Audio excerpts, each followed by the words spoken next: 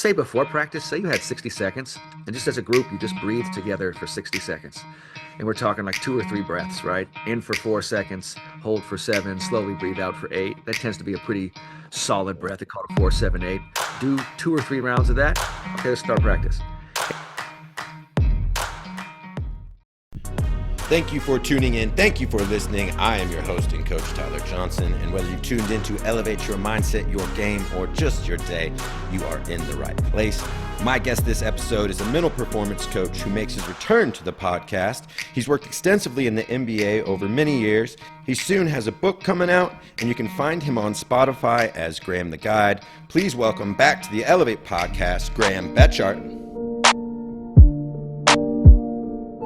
Hey Graham, why does everyone react and throw their hands up under pressure?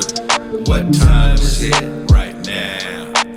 Where you at? Right here. How you respond? Palms down, palms down, palms down. What time is it right now? Where you at? Right here. How you respond? How you doing, Graham? Man, fabulous. Let's go, Tyler. Grateful to be here. Grateful to be here. Always great to start my day with that smiling face and that beautiful beard. All right. Yeah, wanted to. You're one of our rare return guests, and I know one of the things that stuck out from the last episode was a story that you told about when you were working with the Jazz, and the coaches wanted to do some mental skills, and everybody kind of showed up caffeinated, not fed, not rested, not worked out, and you kind of sent them home for the day to Yeah. kind of get back to the basics of some of the mental game. But what are some of those basics that sometimes we lose sight of, that, all these other things we can do to hone our performance skills, but if we're not doing, it's really hard to do our craft.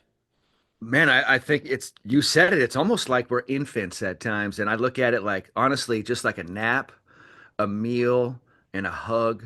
Like you'd be surprised how just the basics are just so solid. I mean, mental health is not just I just do my mind thing. This is your body. This is the whole deal coming together. So I look at just like basic practices every day of like just like a little bit of exercise. To Yeah. me, that's my foundational tool. That's like non-negotiable. It's devotional. Before this, I drive down to the gym. The gym is closed. They're fixing the door.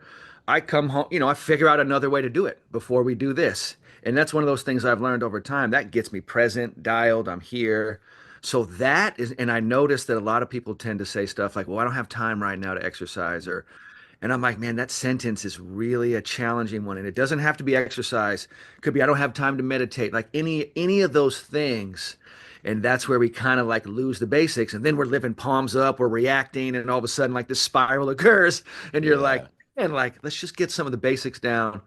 An acronym that helped me, someone taught me this one stuck with me, was HALT. I don't know if you've heard of that one, Tyler. Go on. Uh, No. HALT, hungry, angry, lonely, or tired. Mm. Like if we're not addressing those four things, if we're hungry and angry, oh my God, I have like no chance, to like choose my response. Then you throw in a little loneliness and you're tired, and that can be like a spiral. So yeah, the basics there, these things kind of it helps me on this everyday practice of like, okay, I got to be present here today. I got to be here. If I'm feeling a lot of this reactionary, a lot of like, it almost seems like 99% of the time, it's some of the basic stuff. Yeah, yeah. Um, you mentioned the time thing. Just yesterday, I was having coffee with a good friend, and we were talking about this idea coming up. I don't have time. I don't have time, and then, but other people seem to have some time, and and it is this kind of like default excuse, and we want to be empathetic of other, people's lives and things too. But what are some of those things that, kind of maybe that like old Plato's 80/20, some of those things that we can do to Yeah. take a little bit of time to maximize the rest of our days. What really helped me is just thinking like a pro athlete. If you kind of watch how a pro athlete goes about their business, very little of what they do is actually perform their sport, right? Say you're an NBA player. If you're really good, you might pay 25 minutes, 80 times a year. So 99% of your time is your process, is resting, working out, right? These entire things. So when I kind of figured out that, oh, like most of the work is like the other stuff. And then you kind of like just put your energy into that, and go, okay, that's the actual thing. The performance or whatever, that's going to happen. But most of the work is not that. And that kind of helped me out with just kind of seeing reality of like, oh, wait a second. Okay. So in life, I can do these things. I can kind of like do these little practices that help me out. And it doesn't seem like maybe a lot's happening, but actually a lot's happening. And those Yeah. practices, you do a little bit every day. And it's kind of like, it's not, there's no way around it. It's not sexy. Right. And I think about that. Right. And we're always looking for like, oh, what's the thing where I do bang and then bang happens. And like, I share this story now. This one was shocking to me. But, Aaron Gordon, one of the athletes I got to work with since he was a Yeah. little kid, Yeah. super, like maybe one of the better athletes ever, like incredible. Right. They were like, hey, you can't shoot a basketball. You'll never really be able to do that in the NBA. Well, guess who leads the NBA in 3-point percentage? Lo and behold, 19 years later, it's Aaron Gordon. If you told someone it's going to take you 2 decades to do it, like people are out right away, right? And you're like, this little kid was just working on a process forever, going through peaks and valleys, constantly failing and failing, but really the whole thing was working the whole time. And so having a foundation of kind of knowing this 80% of it, like that's really the thing. What Yeah. happens after that? It's going to happen. You're going to get some results. But if you put your energy into this other thing, it gets exciting. And I just want to share, like, there's so much evidence that that's where the magic comes from. Hmm. That there's like, you can have a fun pleasure doing that 80%, knowing you're doing it. Like, Yeah. oh, this is the work. This Yeah. is, if you're ever thinking of playing checkers, like, I'm gonna do this thing for a week and then this thing will happen. Always, in my opinion, that's not it. That's Yeah. like a sound sexy. Marketing loves that stuff. Commercials love that stuff. Businesses thrive on saying that can happen. Sophisticated people say they're playing chess instead of checkers. And it's just a quick game of taking what you see in front of you. I've never seen it happen like that. Yeah, yeah. You know? You brought up the concept last time, and you brought it up here earlier. The how we can get this palms up mentality, Yeah. and I think a lot of listeners, coaches, and people to this podcast, we've seen young athletes have those palms up. What the heck? What the Yeah, yeah. WTF moments? And they're looking around for excuses and things like that, and um, sometimes as a coach and parent, yeah, we want to help them work through that. But what are some things we can help them get to down that palms down? Because I mean, I think that's one of the things I learned from you that in my own life, once in a while, I'll just physically do like when I'm a little overwhelmed, just whew, Yeah. almost You like don't a even mini notice it. LeBron James. I don't do the knee pump, but like just like a little, whoo, whoo, But yeah, how can we help athletes flip from palms up to palms down? Yeah. I mean, model the behavior, Mm, which is the most you have to take responsibility for it. Don't ever do this. Hey, you got to relax, be palms down. And that's what 99% of people are doing. You're just passing this energy that hits you because, frankly, you've never trained what to do in that moment. yeah. And so you just feel an energy and you just go, right? You just go with it. So, palms down this is the moment. In that moment, when you feel the reactionary energy hit you as a parent, or say you're leading human beings, maybe you're a CEO, you're a coach. I want you to think of yourself with the word CEO. This stands for Conscious Energy Officer. And this is the most crucial moment that exists that I've seen. I mean, doing performance psychology for a few decades now, this is it. Like this moment, when I work with police officers, this is when lives are on the line, right? When you like, this is the realest moment that exists for most human beings. It's bam, this impulse hits you. And maybe you're watching your fifth grade son play and you're sure that he just or she got hit hard. And for sure that referee is purposely not helping your team.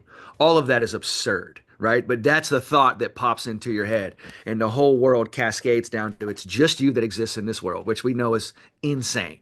But here we go, and you feel this impulse. In that moment, as a parent or leader, if you can just recognize what's happening and recognize the greatest fight ever is just to take a breath in that moment. If you are competitive, if you consider yourself someone who likes to win, this is what you do in that moment. You breathe and you center yourself. And if your child happens to see you in that moment, you will be recognized as the greatest warrior of all time in that moment because you're winning the hardest fight that exists. Acting on that energy is not hard. You could have weapons, you could do all kinds of stuff with that and then try to tell people after why you did it. If you act on that energy, you have to do a lot of explaining later. A lot. If you Mhm. don't act on that energy, you are considered the one in charge. Yeah. And alpha in that moment is not who has the biggest muscles. That's not at all what an alpha is. An alpha who knows what to do in that moment. And so this is a start, right? And if you have a breath, go to a physical breath because you're feeling a physical impulse. It's real. This isn't thoughts. This is bang. You're hit with like the biggest supercharge ever, and you want to do something with it. Go to your breath, smooth it out. And now, I mean, if you've ever studied the art of war, Sun Tzu, right, says the best way to win a war is never fight a war. But most people don't know what to do after that. How do I never fight a war? It's the best way to never fight a war is you win the war inside. And winning the war inside is a brutal fight, right? Because no, my kid's getting hit. You don't understand. And he's in danger and kids get hurt. And I'm like, nope, you're already off. Like you've already lost the fight and you're getting hurt bad in that moment and you're talking a lot. And so that moment I look, I'm like, man, that kid is gone. The kid's seeing that, they're gone. And now you're passing potentially generational shit down the line that can be passed in that moment. You think your kid's going to win in that moment? No chance. If someone else is playing against them and has any bit of skill set that chooses their response, it's like a walk in the park. So I say that to bring a level of intensity to this moment because that's what's hitting parents in that moment is a level of intensity that later they're like, what did I do? I can't believe I act like that. Like that happens. So we have to match that. And what I like to say is, hey, the third level of palms down, I don't react, I respond, is gratitude. You go, wait a second, I'm getting hit hard right now. This is a worthy opponent. And this opponent comes out in my most vulnerable moments, and it comes from myself. Okay, respect to that opponent, which is all you. But respect, because if you don't have respect, it's going to destroy you forever. Yeah. So you honor it as the high level competitor, and you say, but I know the counter to you. I'm going to breathe right now. Yeah. And you look at it in its eye, you look yourself in the eye and say, I know the counter to this, and you breathe. And you never say, calm down. You literally start to breathe and you go palms down. And you own that. It'll be the most intense 60 to 90 seconds of your life. You'll be in a real fight because acting like this gives a place for the energy to go, Yeah. which is a disease. That'd be like I have a killing disease. Take it, son. And you're like, wow, you just passed it to your child. Yeah. And it happens that way. If you can sit with that intensity, breathe. One, you are a warrior. You never have to ask if you are. You know you are in that moment. After that, you have to say no words. Everybody knows what happened in that moment. And you don't have to explain what you did because people know when they see the truth, when they see that. Yeah. So I'll pause. This is rare. But I wanted to break it down to be like, if you are a leader or a parent, when I have CEOs tell me, they're like, Graham, if I go palms up, people quit the company and we lose a lot of money. And I'm like, yeah, you devastate relationships when you do this. You devastate things you've spent your lifetime. When I talk to Navy admirals, they're like, people die if we go like this. And it could be small. I talk to police officers. Well, I thought I was in danger. Well, you weren't. You weren't in danger whatsoever. And then the use of force happened, and now we're in a big, big problem. A lot of Anyway, explaining to do. Back to a lot of explaining.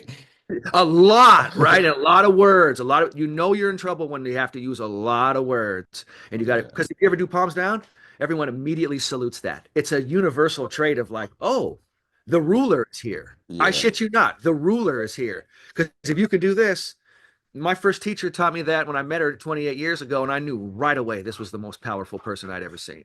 She hadn't said a word. I just was like, oh, your skill set is different. Okay. And then I just wanted to be like her, right? So going back, what do you do as a parent? Model it. If you want your child to be good at that, if you want them to be graceful in these moments, show them, do them. And then you have to take that responsibility yourself. Yeah. So my child to do it. I'm like, doesn't work like that. Yeah. I always like, I think from the women's Final Four, like Paige's dad had said something to her like, no matter what, the sun is going to rise tomorrow, right? If you win this champ, like, this, like, I think that's what, sometimes young people need that kind of reassurance, no matter the level. Yeah. It's that perspective just changes everything, right? You just have a little bit of perspective. Yeah. Kind of open things up. And if you think about perspective, like in terms of hoops, it's like a step back because people get in trouble when things feel tight, right? Just like when defense is crowding you or you're like, I don't have any options here in my mind. Step back, breathe. You got so many options, right? And now all of a sudden we're not in a hurry. Because where people get into trouble is they think they're behind in some imaginary thing in their head, and then they think they're in like a hurry to get somewhere. And I'm like, you're already where you're supposed to be. You've missed that. You're not behind. That shit's made up. But those two things will break you. They'll make people quit. They'll make people snap. And that's the fatal thing. Instead of just slowly walk this out, just do it every day. You know what I mean? And then all of a sudden, you lead the NBA in 3-point percentage. You're like, that didn't happen in the summer. You're like, no, it doesn't. Again, not too sexy what we're talking about, but if you can embrace that is the cool thing, then all of a Yeah. sudden you have like this little code. Yeah. Live in a society that wants it to happen now, you know Yeah. what I mean? So it can be a little challenging. We, um, we talked about, you brought up the breath, and I think there's still sometimes my experience. I'm sure you still encounter this, uh, but sometimes that sounds too simple, Graham. Like, let's do breath. That's going to help my. We need to work on that, and But what do you say to coaches and maybe some young people or teenagers that, you know, giving them space to breathe, I think almost in transition to practice, and then being able, I think, how do they model that throughout a practice in challenges? But what can coaches do to kind of just in a couple minutes of practice tap into the breath to hopefully, stay consistent with it for a while? It's not going to happen on day one, Yeah, of but course. what are those few things they can maybe integrate at practice to start creating space for that? Well, you just a real simple thing, like say you dedicated 60 seconds to a practice, right? So I've always thought like if you had 5 minutes to do the mental game, maybe you bookend it 2 minutes to start, 3 minutes to finish your practice, right? So you're physically actually going to do something that's not the drills of whatever you're doing. Right. And then the idea is during practice, you're just using the language and you're practicing during practice, like being present, moving forward gracefully, choosing your response when all the crazy stuff happens. So like you kind of have those skills to practice during practice, right? And that just means language. Hey, great job, palms down. Oh, okay. Oh, thanks, coach. And you're like, wow, I just turned the ball over, and coach is like, great job. And you're like, oh, because you moved on real fast. Great job. Maybe you have your drill where coach is purposely, we're just using basketball as context. Coach is purposely fouling and no calls are made just to work on moving forward, to work on that grace in that moment, right, of moving forward. So that's during practice. What I would say before practice, say you had 60 seconds, and just as a group, you just breathe together for 60 seconds. And we're talking like 2 or 3 breaths, right? In for 4 seconds, hold for seven, slowly breathe out for eight. That tends to be a pretty solid Yeah. breath. They call it 4, 7, 8. Do 2 or 3 rounds of that. Okay, let's start practice. And it's just a little thing, right? 45, 60 seconds. But now during practice in games, when you say breathe, they don't know what that breath means. Yeah. Like we practiced this 7 rounds every day for the last 6 months. Real Yeah. low key. Didn't even realize it was a big deal. Yeah. So that's to start practice, right? Great thing. When I was coaching high school, we used to do that, and one of the kids was like, "This is trash." You know what I mean? And you'll see stuff like that. What is this? Some of the older kids on the team already knew how powerful it was, and they were, we just kind of let the young kids gravitate towards it. Then we find ourselves in a big moment in a big game, right? And he's on the court, barely breathing, he can't function. He looks over and goes, "Now I get it. Now I get it." And we're like, "Cool, you never been in the big game before. So now you know what it is." Like, and you don't want to know in that moment you haven't been practicing. So just if you're as a coach, if you just dedicate 60 seconds to start practice, it could be you get in a circle to start practice. Hey, we're going to start off. Here's how practice is going. Okay, about ready. Everyone's breathe together in, hold, slowly out, do 2 rounds of that. All right, let's start practice. And Yeah. it just can set like feel your feet on the ground, right? And I just do this like feel your feet on the ground when you do that. Use your eyes to see what's here in the gym, find your breath. So see, breathe, and be where your feet are. That's great language. That'll bring you into the present. Like I feel my feet. If I can see you, you're really here. If I see the court, the field, the gym, like wherever we're in, I see it. Then I find my breath. Okay, now we're here, right? So in any form, kind of working on that. One way we call that the Wi-Fi walk, where your feet are. Mm. So just basically, it's a setting intention to be like, I'm here. Here's my breath. I see what's here, and I'm going to be here. Love Uh, it. but depending on what sports you're doing and how you do, whether it's swimming is different than gymnastics or football, like what space you have, you just set your intention. Say you have a court, volleyball, basketball, tennis. You could go to the sideline, right, and just walk back and forth one time. So no one even knows what you're doing, but you're just feeling your feet on the ground. You're putting your eyes into the present moment here, so you're seeing, and then you're finding that breath. You go down and back, and you kind of make a contract with yourself that I'm here and I'm about to do this right now. Yeah. And so that just a little, and that's 60 seconds, like, Yeah. but you're completely setting your intention. So you're not like, oh my God, I got to win or don't lose or results. You're like, I'm just here and we're going to go, Yeah. and you just kind of and that's your lock in. So think 60 seconds to start. And that could be before a game, before practice, and then during competition, we just say tap, trust your skills, accept everything that's out of your control, and be in the present moment. That's P, right? And if you're not Right. doing that, next play speed, bounce back. Hey, if you're not doing that, palms down, come back quick because you have to do that. Yeah. That's our non-negotiable. Winning, losing, honestly, we can't control that. But if you're not trusting your skills in the moment and accepting what's out of your control, I have a problem with that. Yeah, Like, yeah, and that's where you kind of go, this is where we're going to fight. Like, yeah, you wonder where to compete. That's it. yeah. Don't lose that fight, I like that you brought up like kind of that next place speed because I Yeah.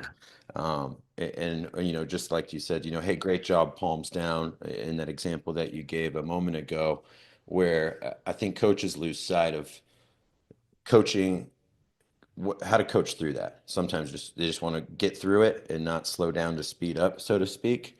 Yeah. Um, what are some ways that coaches sometimes can also kind of slow down to help speed their kids up? Man, well said. Great question. Well, you kind of think about it. If you're anxiously in a hurry, you're not going to be that fast. If I'm a fighter, and I'm fighting like this, you're not very powerful, right? So the whole thing is like learning to relax and come back. I always think, as a coach, if you can model that behavior, then you're showing them in that moment. This isn't about I'm going to say some words to you or a technique. It's like just do it, coach. You be it. Be calm in this moment. Slow yourself down in this moment. You're in a hurry because you're probably worried about some sort of result. That's usually what it is. You're anxiously worried about a result. So if you just explore that a little bit, like, why do I care about this so much?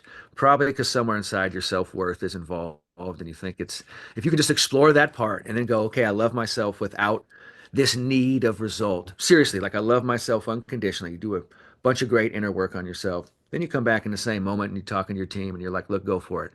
Either way, we're fine, but go for that shit. And your Yeah. team was like, whoa, that person is confident. Like they just gave me permission to rip without any fear of it not happening. Instead of like, you got to make the shot. I'm like, oh, coach, you don't think they're trying to make the shot? Like, make Yeah. the layup. I'm like, Sure. trust me, that person was trying to make the layup more than anyone in this whole world, and they missed it. So you saying we got to make the layup, that is your own insecurity coming out in this moment. And you have failed us in this moment because Yeah. your competitor does not looked yourself in the eye and looked at that moment and faced your own reality as opposed to saying, hey, don't worry about it. Next play, it's unconditional. And it's in that player who missed it knows that's genuine. And it's like, yeah, coach, we train for this shit.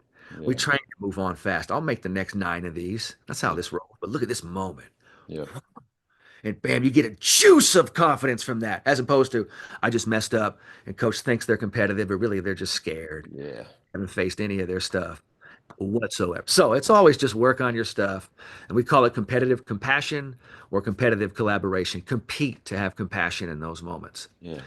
And it doesn't mean we're okay if you don't, like, if you don't trust your skills and you're not giving max in that, that's a problem, of course.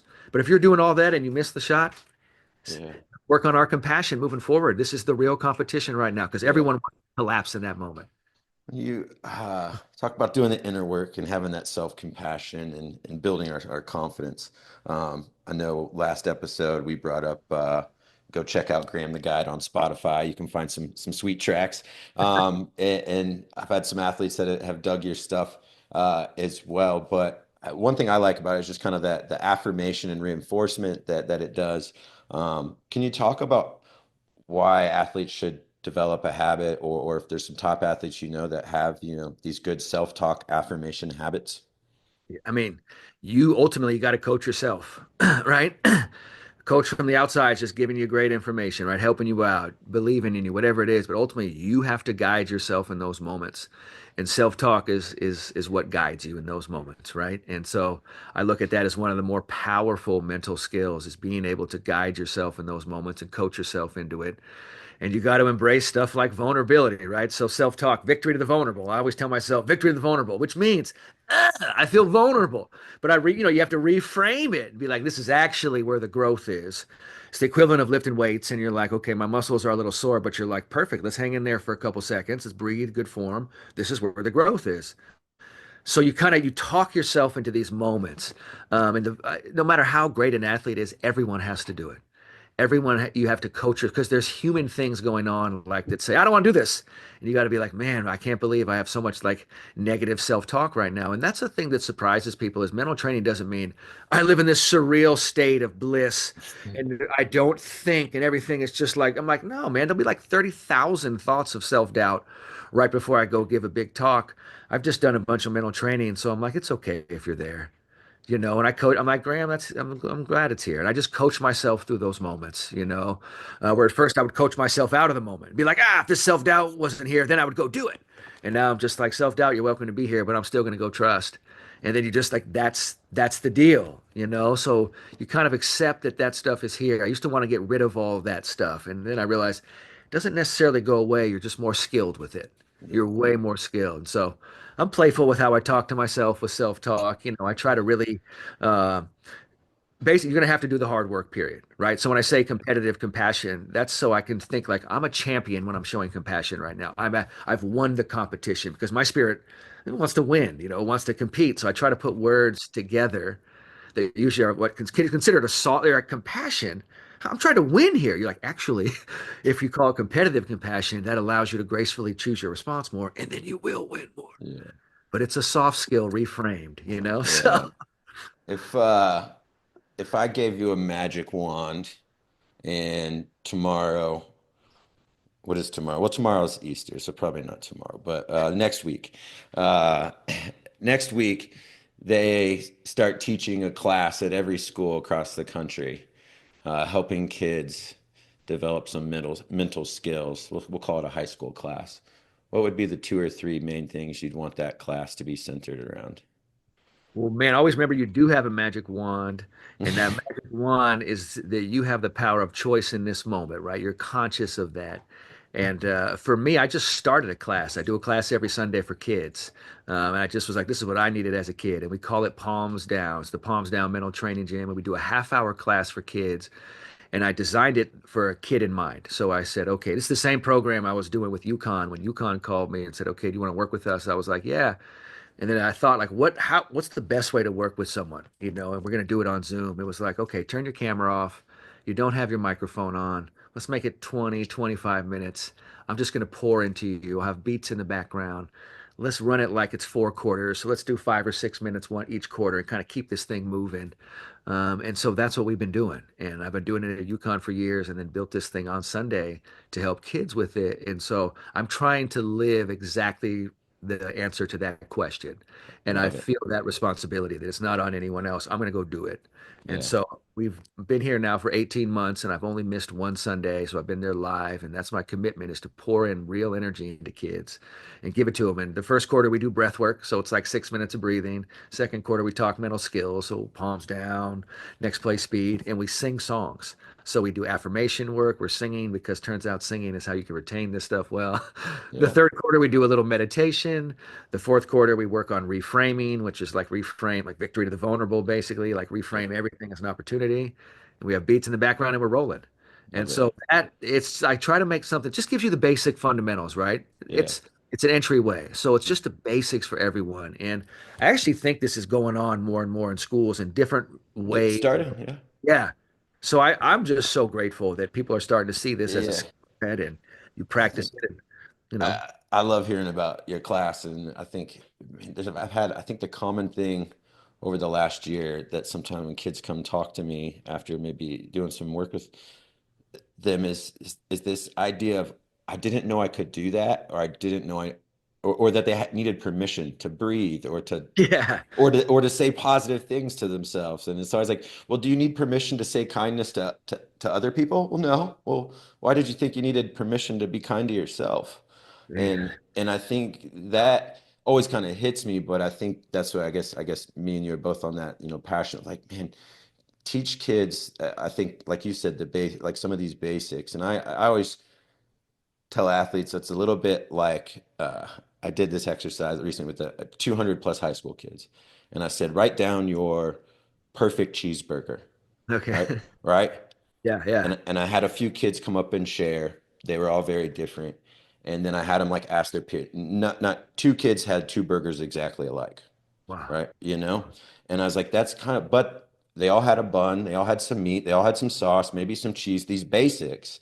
And it's like you got to figure out how they're going to work for you. Mhm. And I always kind of like that cheeseburger. Like they're like, it's everyone's going to be a little bit different. How you do it and how you breathe and what you say and when you do what, but you've got your ideal That's right. cheeseburger, right? And I think that's I'm like, how do we help kids build their burger a little bit? You Like, said it so well. Just help giving them permission. And then they realize they actually have to give themselves permission, didn't even know that was a thing. And then it's like they're turning on their agency. Like you can yeah, see a human turn on where they're like, oh, it's in me. And I think we think it's outside of us for whatever reason, and to a certain extent it is when you're young. Like you need people to help you grow and live, and you need love and like all these foundational principles. And it's like it's outside of you, but it's like that moment of starting to turn it on from within. Oh, okay. And then it's like, how am I talking to myself? Am I giving myself permission to do things? And you start that agency starts to come. And to me, I mean, that's the skill, man. Like yeah, whatever that is, there's so many different ways to do that and variations, but like that's the thing that I see with human beings is like once it starts to get turned on inside and you go, okay, then you're like, look, it's a set of skills every day to do that. yeah, This isn't like I turned it on once and I'm out. It's like, no, man, this is how we kind of live, yeah, but like, yeah, you live kind of in that place of consciousness. Any practice that's just slowly starting to get people there and giving them the tools to be there. And then once they kind of turn it on, how to practice every day. Because I've seen it come on in people and then it overwhelms them so much that they're like, oh shit, it kind of crash and burn after a little bit. And then you're like, this is something where we kind of learn to practice every day and you're alive, you're present, you're here, and it takes a certain thing. And so I'm just grateful. It seems like more and more for kids, it's happening. And this is like with all the technology that's happening now, I love it because, with AI and all this stuff, I feel like it's able to handle like most other stuff outside of you. So this technology is, I think, where we're going because we barely know how to use us, yeah. right? And everything else can get handled. I'm like, oh man, you can start to learn how to like everything will be in this space. And imagine if we're like teaching kids this like this becomes what a grade point average is, not and nothing wrong with math and all that stuff, right? But this has nothing to do with math, right? This is like an inner thing. What if this became kind of like the goal? Yeah. You Yeah. know? Well, and I think, yeah, I mean, you step back to, like you said, like big picture mental wellness, like we being great at math or being great at sport is awesome, but if you're not you, Yeah, like what's life, like right. that's not human, that's not a great human experience. No matter how And successful you are or how big the numbers get around you or whatever that means, you're like, if it's not, I like have both. Like, let's turn it on and have a bunch of stuff out here, like yeah, nothing wrong yeah, with that. yeah, yeah. Well, Graham, I always love your energy, love learning from you. You got a book, your palms down. Yeah. That you got a book coming out. Tell us a little bit about that and give us some teases, anything else you want to share. And Man. This was I like Palms, I didn't know Palms Down was going to help so many people. And I mean that with sincerity. Like it came in a moment with me and Aaron Gordon. He was like, Graham, every time I look down at myself on the court like this, it is so pathetic. And just in one moment, we were just kind of together. We were like, hey, what if we do this? And it was just like, oh, that's a thing. So, and then we just started to teach people that. And my hardest group I've ever worked with, Tyler, is 5-year-olds because 5-year-olds, man, if you're not basically singing and dancing and doing like stuff like that, they're just gonna leave. I got one right now. I got Okay, so a it is like you can't really just talk to them that right. They're just like, what are you doing? Like, so this works with 5-year-olds, right? You say, hey, let's not do this, let's do this. And it's kind of like Simon says, they're like, oh yes, they get it. And it gives them a visual to kind of look at. So started writing this book with a good friend of mine, a guy named Josh Freeland, who kind of came into my life years ago. And I've mentored a lot of people, and he was someone I helped out. And he was like, Graham, we should write a book. I can write. And I was like, okay, let's do it. So we've been working on it for well over a year and just slowly kind of telling some stories and just kind of giving my journey on how to come here. But really, the intention is to let people know about Palms Down. It's like, hey, this is a thing because it's gone for me. It's gone into working with police officers. I work in the prison system. And all this stuff I've never seen coming, where I find that Palms Down is de-escalating scenes on the yard in prison. Palms Down is de-escalating situations with police officers, all because they're de-escalating from within. Not you over there, calm down. They're like, wow, just by doing it myself, a whole different thing kind of opens up. And so this stuff, I didn't see any of this coming. I love sports and, that was where I wanted to go, but it's gone into some other areas. And I feel really humbled by that and in service to help doing that. And when you're working with, lifers in prison and they had basically a really bad palms up moment when they were 19 and did something really rough. I mean, the worst, and then here they are at 42, and you're looking at basically an enlightened being who's like, man, the last 25 years, I've gone through so much growth and change. And Right. you could just see it, and I'm getting to like work with folks, and it's like mind blowing to me. So this book, I don't really enjoy writing or any of that stuff, but I always think about it like a service, like I'm here to help. And so if I can get this out, it can help some people, and people can learn about palms down and practice it. I think it can help a lot of people. So I felt like when those words came through me and Aaron Gordon, it was like our responsibility to like get this out to the world, and that's why I named the gym Palms Down. We're gonna put a book Palms Down. It's like once you know it's a thing, it's like okay, then we got to practice, Yeah. But um, it's uncomfortable for me doing this stuff. Honestly, this is the vulnerability for me. And I was telling a friend yesterday, I'm like, I'm an introvert, man. Like I'm an introvert who doesn't like attention, and so it's interesting for me the work that I do because I end up doing a lot of podcasts. I write books. I just did an article on from Fox News with on Steph Curry, and I'm like all of it is just really uncomfortable for me. But I'm like, this is not for me. It's for me, I would just be quiet and go do the work with people and then leave real quick. And I'm like, Yeah. yes, I love it. Like that's what I just love, boom, helping someone out and then boom, I'm out. That's like the ultimate pleasure. I feel connected. I feel tuned in. They're like, now go explain what you did to someone else. I'm like, oh shit, man. Like, but I'm like, someone else can hear it though. Yeah. Right. So this is what I do. And so Yeah. writing is challenging and also fun for me to like do the service part, but uncomfortable with like, I don't want any, it's weird. Like I don't want any attention or anything like that, but you kind of have to let it happen to put something out, like Yeah, yeah, yeah. You gotta do a little sexy, as you say, right? Like, a little bit. um, That's the work. but I think it is, yeah, your work. It's really cool to see your work, helping so many beyond sport. And like I said, it's had an impact on me and my some tough moments too. It's like, all right, man, man, This give me stuff somewhere to this put that day, energy. I'm doing it every day with you. Like this isn't like I'm on some pedestal. I'm just down here working out with you, practicing this stuff every day, man. Like, and this stuff, like if I don't practice it, I'm gonna start doing this, and then all of a sudden, like those aren't the best moments, and I'm human. I'm not perfect at it, but I think that just gives people a realistic, like we're all here, just we're working out. And some days feels like "Psst, nothing today, and some days you're like, this is gonna be the hardest thing in the world to choose my response right now. Yeah, That's life. We're all in it together trying our best. But man, it's awesome when you see someone do that and you're around them and they remind you, you're like, okay, that's inspiring. It really helps. Hey Graham, why does everyone react and throw their hands up under pressure? What time is it right now? Where you at?